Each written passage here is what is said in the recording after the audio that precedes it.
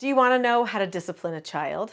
I'm Nicholeen Peck, and I teach all over the world about parenting, good communication, how to build strong family bonds, child development, and education, all through the lens of the principle self-government. And in this video, we're talking about child discipline. In this video, we're going to talk about the two components that must exist for good self-discipline to occur. We're going to talk about how self-discipline relates to self-government. We're going to share some skills for how to correct problems, and we're going to talk about consequences.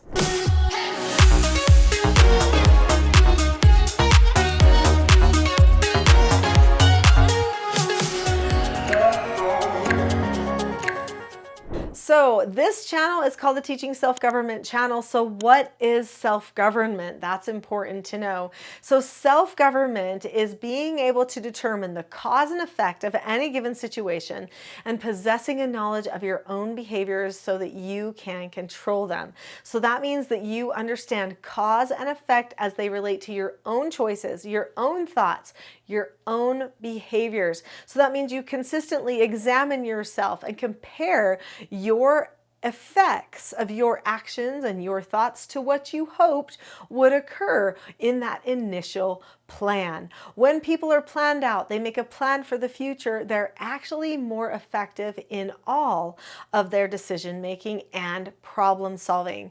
So let's talk about what we need to teach our children in order to help them be good at self-government and be better problem solvers so that maybe not as many discipline situations need to occur. Now, as nice as that sounds, we all know that children need to be taught. In fact, one of the main roles of parents is to be a teacher. And the main role of child is to be a learner. That means that they do need to learn some cause and effect. That means some discipline is going to be coming into play. Now, the word discipline actually comes from the word disciple, which does mean to follow after the master, to follow after the wisdom, the truth, the goodness. So hopefully when parents are disciplining their children, they're recognizing that they are hopefully helping their child choose to follow the parent, not just dropping a heavy hand on the child all the time. Because good behavior truly is a choice. Even though we may push it on people from time to time, the heart does not change unless the person chooses to. And when a person is self-governing, they actually are choosing to have a change of heart. There are two components to creating an effective environment where self-government can be learned. A certain type of a tone, which is the feeling that you carry with you. Think calmness, reassuring, patient, loving. Those are all things that are part of your tone, and there's many, many more, okay? And then there's a certain type of a structure. What are the words that you are going to say? What's the script? What's the pattern that you're going to follow? Or are you all over the place? If they start yelling at you, are you going to yell at them? That's not a pattern, at least not one that can be predictable. So what is it that you are going to do? In our family, we teach certain skills to the children. This was my foster children and my children.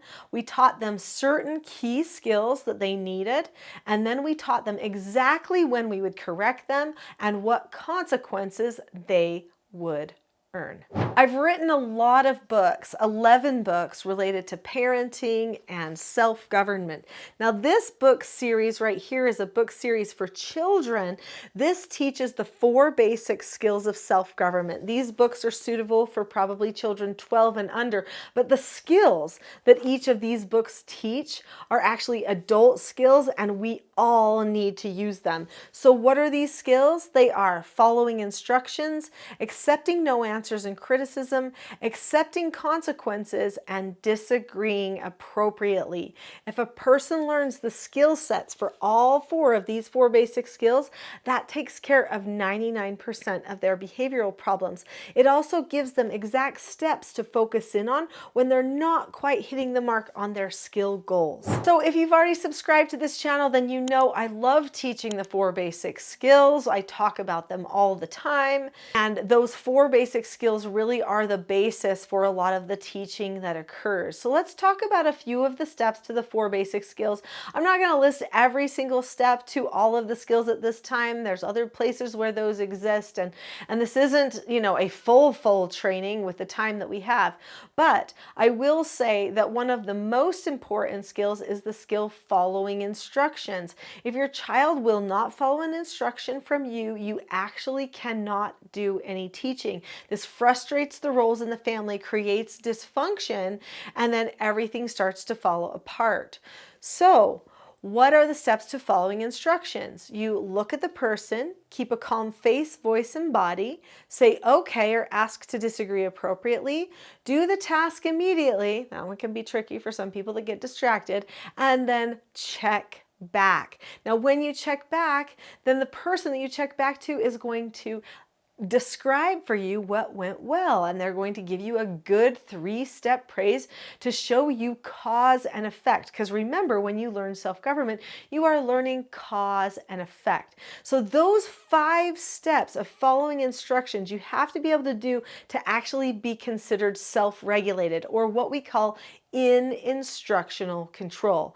If a person does not say, look at the person, or maybe they keep calm and do the task, but they don't check back, then they need to be corrected. So when I'm planning to do a correction as a parent, I think to myself, what instruction did I give them? Or maybe what no answer did I give them? Or maybe what consequence had they earned that they were supposed to be following through with?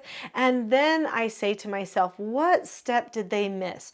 Well, so in this case, let's say that they missed the step to look at the person. Maybe they were like this, and they said, okay, and then they went off and they did it, and they even came back and said, I did that, but they didn't look at the person.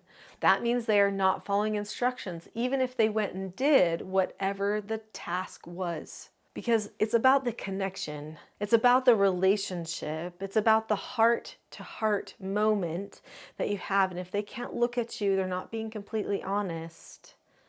They're not wanting to connect with you.